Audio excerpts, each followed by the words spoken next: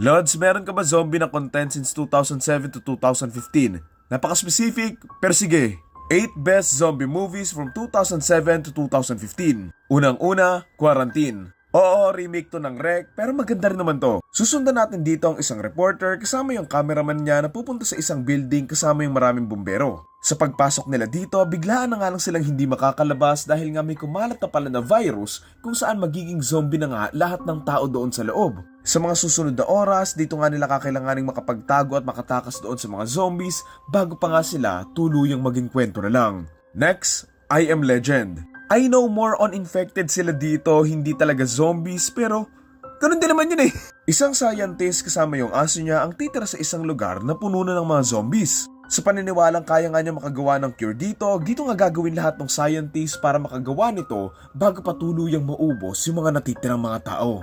Next, Diary of the Dead. Medyo alanganin to pero favorite ko yung ending na to. Habang gumagawa ng isang horror movie, isang grupo ng magkakaibigan ang mababalot ng takot nang habulin nga sila ng mga zombies. Gamit yung camera, dito nga natin sila susundan habang ginagawa nga nila ang lahat para makasurvive. Next, kung may Quarantine 1, may Quarantine 2. Isang eroplanong kinailangan magland matapos na mayroong magkasakit doon sa eroplano. Sa pagbaba nga ng eroplano doon sa may airport, dito na nga sila mas matatakot nang ikulong nga sila doon sa isang terminal na mas ikakatakot pa nga nila nang isa-isa na silang maging zombie na din. Next, World War Z.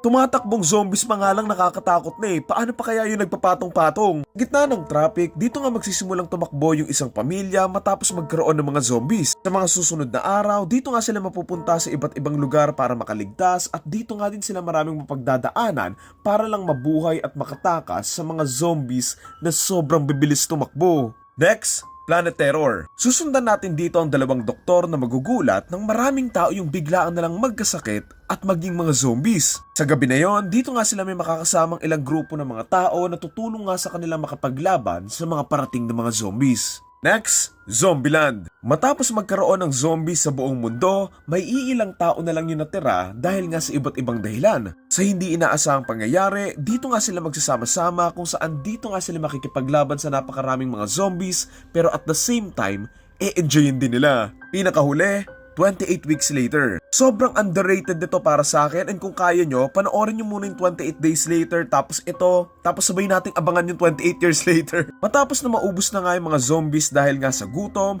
matatapos na sana yung nararanasan nilang zombie apocalypse pero magbabago ang lahat dahil nga sa isang pagkakamali. Dahil sa pagkakamaling to, yung ligtas na lugar sana nila ay mapupuno ulit ng mga zombies na gutom at dito nga nila kakailanganing tumakas ng mga tao sa loob nito bago pa mahuli ang lahat. Kaya naman, dito nga nila kakailanganing makahanap ng bagong marataguan bago sila tuluyang kainin ng mga zombies.